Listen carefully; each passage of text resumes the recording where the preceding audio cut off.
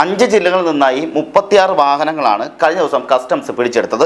ഇതിൽ പ്രമുഖ വ്യവസായികളുണ്ട്, അതുപോലെ സിനിമാ നടന്മാരുണ്ട്, ഒപ്പം തന്നെ വ്യാപാര സ്ഥാപനങ്ങളുണ്ട്. ഇവിടങ്ങളിലെല്ലാം ഈ പറഞ്ഞ വാഹനങ്ങൾ പിടിച്ചെടുക്കുമ്പോൾ 5 ജില്ലകളിലാണ് ഇവർ വാഹനങ്ങൾ ഈ പരിശോധന നടത്തിയത്. ഒപ്പം തന്നെ 36ഓളം വാഹനങ്ങൾ പിടിച്ചെടുത്തിൽ അതിൽ നടന്മാരായ ദുൽഖർ സൽമാൻ്റെയും അതുപോലെ അമിത് ചക്കാലക്കലിൻ്റെയും വാഹനങ്ങളുണ്ട്. പൃഥ്വിരാജിൻ്റെ വസതിയിൽ അന്വേഷണം നടത്തിയെങ്കിലും വാഹനങ്ങൾ കണ്ടെത്താൻ സാധിച്ചില്ല. പകരം ഇവർ നോട്ടീസ് നൽകുകയാണ് ചെയ്തത്. വാഹനം ഇപ്പോൾ എവിടെയുണ്ടെന്ന് അല്ലെങ്കിൽ വാഹനം ഹാജരാക്കണമെന്ന് പറഞ്ഞ് നോട്ടീസ് നൽകുകയാണ് ചെയ്തത്. ഒപ്പം തന്നെ കഴിഞ്ഞ ദിവസം പിടിച്ചെടുത്ത ദുൽഖർ സൽമാൻ അടക്കമുള്ളവരുടെ വാഹനങ്ങൾ കസ്റ്റംസ് വിട്ടുകൊടുക്കാനുള്ള തീരുമാനവും ആയിട്ടുണ്ട്. അവർക്ക് വിട്ടുകൊടുക്കുമെന്നും അറിയിച്ചിട്ടുണ്ട്. പക്ഷേ ഈ അന്വേഷണം നടന്ന സമയം മുതൽ അല്ലെങ്കിൽ ഈ കസ്റ്റംസിൻ്റെ പരിശോധന നടന്ന സമയം മുതൽ ചർച്ചയാവുന്ന പുറത്തു വരുന്ന ചില കാര്യങ്ങൾ കൂടിയുണ്ട്. ഇവർ പറയുന്നത് ഭൂട്ടാനിൽ നിന്നും വന്ന വാഹനങ്ങൾ പേര് മാറ്റി അല്ലെങ്കിൽ വ്യാജ മേൽവിലാസം ഉണ്ടാക്കി രജിസ്റ്റർ ചെയ്യുകയും അവിടെ നിന്ന് കേരളത്തിലേക്ക് കടത്തുകയും ചെയ്തുവെന്നാണ് കസ്റ്റംസിൻ്റെ കണ്ടെത്തലിൽ പറയുന്നത്. ഇതുകൂടാതെ 1 ലക്ഷം രൂപയ്ക്ക് അല്ലെങ്കിൽ 1 ലക്ഷം രൂപയോളം വില വരുന്ന വാഹനങ്ങൾ വാങ്ങി അത് പുതിയ രജിസ്ട്രേഷൻ ഉണ്ടാക്കി അത് കേരളത്തിലേക്ക് കടത്തിയപ്പോൾ 1 ലക്ഷം രൂപയുടെ വാഹനം 30 ലക്ഷം രൂപയോളം വിലയ്ക്കാണ് വിറ്റിട്ടുള്ളതെന്നും കസ്റ്റംസ് പറയുന്നുണ്ട്. ഇവിടെ ഭൂട്ടാനിലെ സൈന്യം ഉപയോഗിച്ച വാഹനങ്ങൾ വരെ ഇതിൽ ഉണ്ട് എന്നും പറയുന്നു. അങ്ങനെ SUV അടക്കമുള്ള ടാറ്റയുടെ അതുപോലെ മറ്റു പല വണ്ടികൾ, അതായത് മുതിർന്ന വമ്പൻ ആഡംബര വാഹനങ്ങളിൽ പലതും ഇതുപോലെ ഭൂട്ടാൻ സൈന്യം ഉപയോഗിച്ചതും അതുപോലെ ഭൂട്ടാനിലുള്ളതുമായ പല വാഹനങ്ങളും രാജ്യത്ത് കൊണ്ടുവന്ന് ടാക്സ് അടയ്ക്കാതെ രാജ്യത്ത് കൊണ്ടുവന്ന് അവിടുന്ന് ഛത്തീസ്ഗഡ് പോലുള്ള സ്ഥലങ്ങളെ രജിസ്റ്റർ ചെയ്ത് അവിടെ നിന്നാണ് കേരളത്തിലേക്ക് മറിച്ച് വിൽക്കുന്നത്.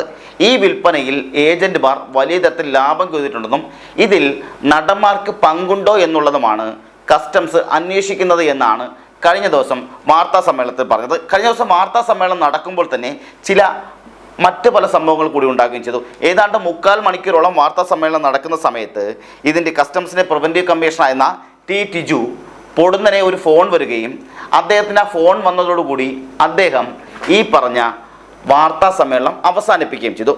പ്രിവൻറ്റീവ് കമ്മീഷണറായ ടിജു വലിയ തരത്തിൽ വ്യക്തമാക്കി പറഞ്ഞുകൊണ്ടിരിക്കുമ്പോൾ അല്ലെങ്കിൽ മാധ്യമങ്ങളുടെ ചോദ്യങ്ങൾക്ക് മറുപടി പറഞ്ഞുകൊണ്ടിരിക്കുമ്പോൾ പൊടുന്നനെ ഒരു ഫോൺ വരികയും ഫോൺ തന്നെ എനിക്ക് ബുദ്ധിമുട്ടുണ്ട് അല്ലെങ്കിൽ ശാരീരിക ബുദ്ധിമുട്ടുണ്ട് എന്നൊക്കെ പറഞ്ഞ് ടിജു വാർത്താ സമ്മേളനം അവസാനിപ്പിച്ച് പോകുന്നതും കാണാൻ ഇടയായി.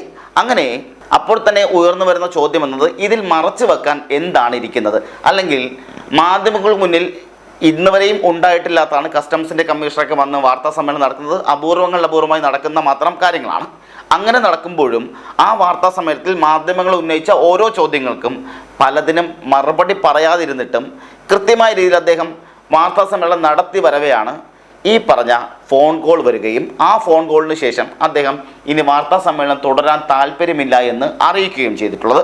അങ്ങനെ വാർത്താ സമ്മേളനം അവസാനിപ്പിച്ച് പോയ സമയം മുതൽ അല്ലെങ്കിൽ ഈ പറഞ്ഞ കസ്റ്റംസുകാരുടെ എല്ലാവരുടെയും അന്വേഷണവും അതല്ലെങ്കിൽ റെയ്ഡും നടക്കുന്ന സമയങ്ങളിൽ പോലും വലിയ തരത്തിൽ ആരോപണം ഉയരുന്നുണ്ട്. ഇതിന് പിന്നിൽ എന്തോ രാഷ്ട്രീയ ലക്ഷ്യമുണ്ടെന്ന്. ഇത് പറയാനും ചില കാരണങ്ങൾ കൂടിയുണ്ട്. ഇവിടെ ഭൂട്ടാനിൽ നിന്നും വന്ന വാഹനം രാജ്യത്ത് രജിസ്റ്റർ ചെയ്തതിന് പരാതിയില്ല, ഈ വാഹനങ്ങൾ മറിച്ച് വിറ്റതിനും പരാതിയില്ല. എന്നാൽ ഈ വാഹനം വാങ്ങിയ ആൾക്കാർ ആരാണോ അവർക്കെതിരെ മാത്രം അന്വേഷണം ഉണ്ടാവുകയും അവരെ മാത്രം വീട്ടിൽ വന്ന് റെയ്ഡ് ചെയ്യുകയും അതിൽ പ്രമുഖ താരങ്ങളടക്കമുള്ളവർ ഉണ്ടാവുകയും ചെയ്യുന്നത് എങ്ങനെയെന്നാണ് ഓരോരുത്തരും ചോദിക്കുന്നത്.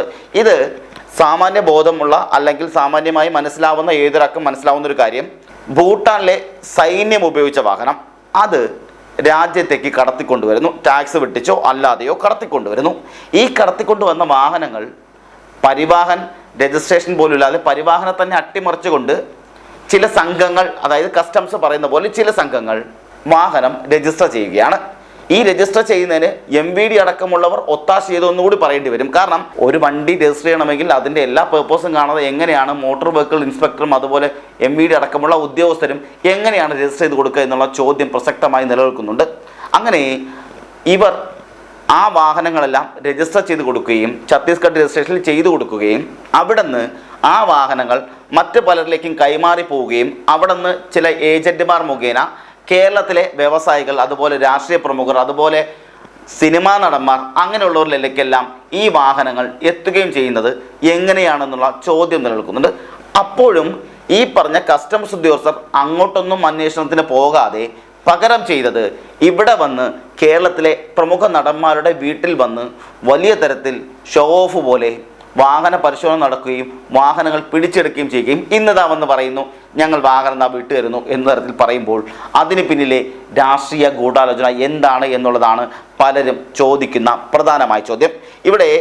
ഇവരുടെ കാര്യം പറയുമ്പോൾ തന്നെ മറ്റു പല കാര്യങ്ങൾ കൂടി പറയേണ്ടത്. മംഗലാപുരത്ത് രജിസ്റ്റർ ചെയ്യുന്ന വാഹനങ്ങളുണ്ട്. ഇവിടെ രാജ്യത്തിന് പല സ്ഥലത്തും രജിസ്റ്റർ ചെയ്ത വാഹനങ്ങൾ കേരളത്തിൽ ഓടുന്നുണ്ട് എന്നുള്ളത് യാഥാർത്ഥ്യമായ കാര്യമാണ്. അങ്ങനെ പോണ്ടിച്ചേരിയിലൊക്കെ രജിസ്റ്റർ ചെയ്ത വാഹനങ്ങളുണ്ട്. പോണ്ടിച്ചേരി രജിസ്റ്റർ ചെയ്യുമ്പോൾ ഇപ്പം മംഗലാപുരത്തുള്ള വാഹനങ്ങൾ, അതുപോലെ കേരളത്തിൻ്റെ പല ഭാഗത്തുള്ള വാഹനങ്ങൾ, രാജ്യത്തിൻ്റെ പല ഭാഗത്തുള്ള വാഹനങ്ങൾ പലതും പോണ്ടിച്ചേരി രജിസ്ട്രേഷനിൽ ഓടുന്നുണ്ട്. ഏതാണ്ട് കേരളത്തിൽ മാത്രം 2000-ലധികം വാഹനങ്ങൾ, ആഡംബര വാഹനങ്ങൾ പോണ്ടിച്ചേരി രജിസ്ട്രേഷനിലുള്ള വാഹനങ്ങൾ ഉണ്ടെന്നാണ് കണ്ടെത്തിയിട്ടുള്ളത് അല്ലെങ്കിൽ അറിയുന്നത്.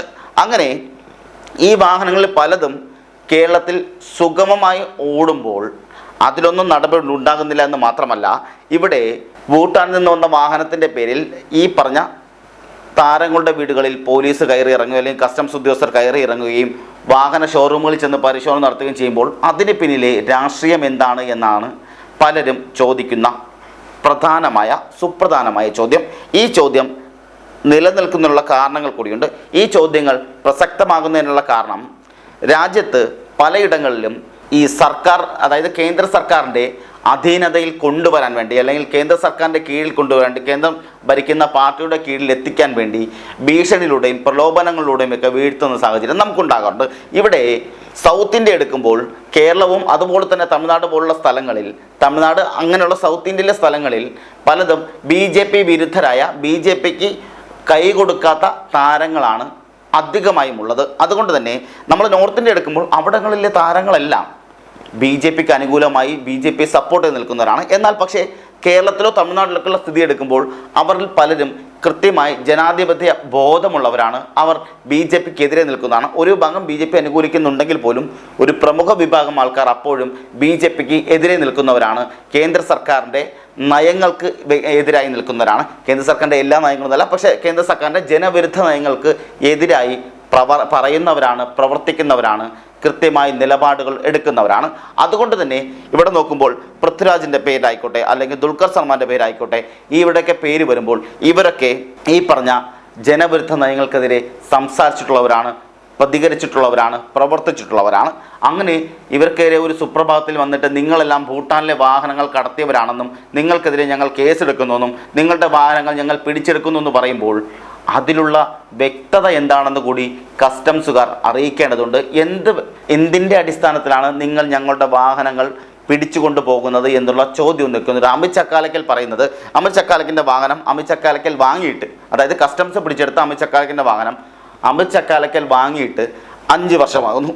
ഈ 5 വർഷത്തിൽ നാളിതുവരെയും യാതൊരു അന്വേഷണമോ ഒന്നുമില്ലാതെ എല്ലാ പേപ്പേഴ്സും കൃത്യമായി ഉണ്ടാവുകയും NOC അടക്കം അദ്ദേഹത്തിൻ്റെ പക്കൽ ഉണ്ടാവുകയും ചെയ്യുമ്പോൾ ഒരു സുപ്രഭാതത്തിൽ വന്നിട്ട് അദ്ദേഹത്തിൻ്റെ വാഹനം നിങ്ങൾ കള്ളക്കടത്തിലൂടെ വാഹനം കൊണ്ടുവന്നതാണ് അല്ലെങ്കിൽ നിങ്ങൾ കടത്ത വാഹനമാണ് ഉപയോഗിക്കുന്നതെന്ന് പറയുമ്പോൾ സ്വാഭാവികമായും ഉണ്ടാകുന്ന ഞെട്ടലാണ് ഈ പറഞ്ഞ താരങ്ങൾക്കുണ്ടായിട്ടുള്ളതും അതുപോലെ അമിത് ചക്കാലക്കിന് അടക്കം ഉണ്ടായിട്ടുള്ളത്.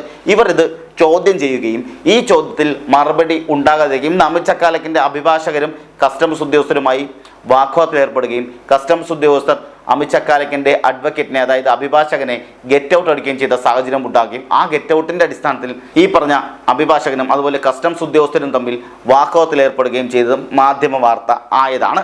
അങ്ങനെ പലരുടെയും, അതായത് എൻ്റെ വാഹനം ഞാൻ മറ്റൊരാളിൽ നിന്ന് വാങ്ങുമ്പോൾ, ഞാനത് സെക്കൻഡ് ഹാൻഡായി വാങ്ങുമ്പോൾ ആരാണോ അതിൻ്റെ ഓണർ അവർക്കെതിരെ പരാതിയില്ല, ഈ രജിസ്റ്റർ ചെയ്ത ഈ പറഞ്ഞ ഉദ്യോഗസ്ഥർക്കെതിരെ പരാതിയില്ല, കടത്തിക്കൊണ്ടുവന്നവർക്കെതിരെ പരാതിയില്ല, അല്ലെങ്കിൽ ഇവർക്കെതിരെ ഒന്നും അന്വേഷണം ഉണ്ടാകുന്നില്ല. പകരം വാഹനം വാങ്ങിയ എനിക്കെതിരെ മാത്രം അന്വേഷണം ഉണ്ടാവുകയും എനിക്കെതിരെ മാത്രം നടപടി ഉണ്ടാവുകയും ചെയ്യുമ്പോൾ അതാണ് ഇവിടെ ചോദ്യങ്ങളായി ഉയരുന്നത്. അതിനുള്ള മറുപടിയാണ് കസ്റ്റംസ് പറയേണ്ടത്. ഇതിന് പിന്നിൽ രാഷ്ട്രീയമാണ് ഓരോരുത്തരും ചോദിക്കുന്നതും. കാരണം ഈ രാഷ്ട്രീയം തന്നെയാണ് ഇവിടെ നിലനിൽക്കുന്നതും. അല്ലാതെ എന്നാൽ എന്തുകൊണ്ടായിരിക്കും ഈ ഭൂട്ടാനിൽ നിന്നും വന്ന വാഹനം അതായത് ടാക്സ് വെട്ടിച്ച് രാജ്യത്തെത്തുമ്പോൾ അത് അന്വേഷിക്കാൻ ഉണ്ടാകുന്നത്, അല്ലെങ്കിൽ ആ വാഹനങ്ങൾ പിടിച്ചെടുത്തിട്ടില്ല, പകരം അത് സുലഭമായും സുഭിക്ഷമായും രജിസ്റ്റർ ചെയ്ത് കൊടുക്കാനുള്ള സംവിധാനങ്ങൾ ഇവർ തന്നെ ഒരുക്കി കൊടുത്തു. അല്ലെങ്കിൽ ഈ പറഞ്ഞ MVD ഉദ്യോഗസ്ഥരും പരിവാഹൻ അടക്കമുള്ള സൈറ്റുകളും അട്ടിമറിച്ചുകൊണ്ട് ഇവർ അവിടെ വാഹനം രജിസ്റ്റർ ചെയ്യുന്നു. അങ്ങനെ രാജ്യത്ത് രജിസ്റ്റർ ചെയ്തൊരു വാഹനമാണ് ഈ പറഞ്ഞ നടന്മാർ അല്ലെങ്കിൽ വ്യവസായികൾ എല്ലാവരും വാങ്ങിയിട്ടുള്ളത്. ആ വാഹനം അങ്ങനെ രജിസ്റ്റർ ചെയ്യുകയും അവിടെ നിന്ന് രണ്ടാം നിലയോ മൂന്നാം നിലയോ ആൾക്കാരിൽ നിന്നും ഏജന്റുമാർ വഴി ഈ പറഞ്ഞ നടന്മാരിലേക്ക് വാഹനം എത്തുകയുമാണ് ചെയ്തിട്ടുള്ളത്. അപ്പോൾ ഇവരിലൊന്നും അന്വേഷണം ഉണ്ടാകാതെ നേരെ വന്ന് ആരാണോ വാഹനം ഉപയോഗിക്കുന്നത്, ആരുടെ പേരിലാണോ വാഹനമുള്ളത്, അവർ മാത്രമാണ് അന്വേഷണം നേരിടുന്നത് എന്ന് പറയുമ്പോൾ അതിലുള്ള ലോജിക്ക് ചോദ്യം ചെയ്യപ്പെടും. ഇനി ഇതിനൊപ്പം തന്നെ പറയേണ്ട മറ്റ് പല കാര്യങ്ങൾ കൂടിയുണ്ട്. നമുക്കറിയാം ഇവിടെ പോണ്ടിച്ചേരിയിൽ രജിസ്റ്റർ ചെയ്ത വാഹനങ്ങൾ എന്നുള്ളത് ടാക്സ് വെട്ടിച്ച് പോണ്ടിച്ചേരി രജിസ്റ്റർ ചെയ്ത ഇപ്പോഴത്തെ കേന്ദ്രമന്ത്രി സുരേഷ് ഗോപിയുടെ അടക്കമുള്ള വാഹനങ്ങൾ ഇതുപോലെ പിടിച്ചെടുത്തിട്ടുള്ളതാണ്. അതിൽ ഫഹദ് ഫാസിലുണ്ട്, അതുപോലെ തന്നെ അമല പാളുണ്ട്, ഒപ്പം സുരേഷ് ഗോപിയുണ്ട്. സുരേഷ് ഗോപി ഏതാണ്ട് 16 ലക്ഷം രൂപയോളം ടാക്സ് അടയ്ക്കേണ്ട അവസ്ഥയുണ്ടായി. ടാക്സ് വെട്ടിച്ചിട്ടാണ് പോണ്ടിച്ചേരിയിൽ വാഹനം രജിസ്റ്റർ ചെയ്യും. അതിന് ഈ പറഞ്ഞ സുരേഷ് ഗോപി പറഞ്ഞ ന്യായീകരണം എന്നത്, ഞാനത് തോട്ടത്തിലാണ് ഉപയോഗിക്കുന്നത്, ആ കാർ ഞാൻ പുറത്ത് ഉപയോഗിക്കാറില്ല, തോട്ടത്തിന് കാര്യങ്ങൾക്ക് വേണ്ടി മാത്രം ഉപയോഗിക്കുന്ന കാറാണ്, ഏത് ഓടി കാറൊക്കെയാണ് തോട്ടത്തിന് ഉപയോഗിക്കുന്നത് പറഞ്ഞാൽ നമുക്കൊക്കെ ദഹിക്കാത്ത കാര്യമാണ്, സാധാരണക്കാർക്ക് ദഹിക്കാത്ത കാര്യമാണ്.